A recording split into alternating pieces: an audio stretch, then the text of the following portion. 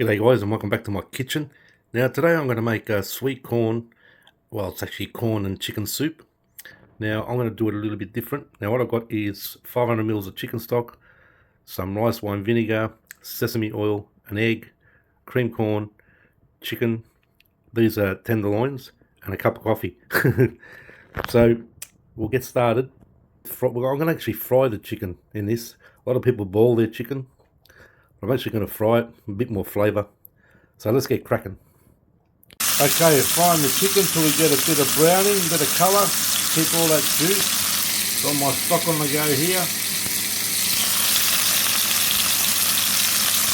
Okay, our stock is simmering away there. Now I'm going to add the cream corn. Dump that in. Okay, in we go with the chicken, which I just shredded up. It's nearly winter time here and it's cold, so this is perfect soup. Now the corn flour slurry, I'm just going to add a bit of a time. I don't want this too thick, so I'll add a bit now, give it a stir, and add a little bit more if I need to. Okay, now it's in with our egg. Now I've turned the heat right off.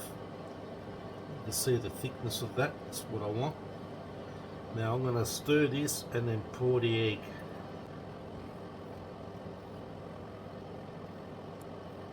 And there you have it, my friends. Chicken and corn soup.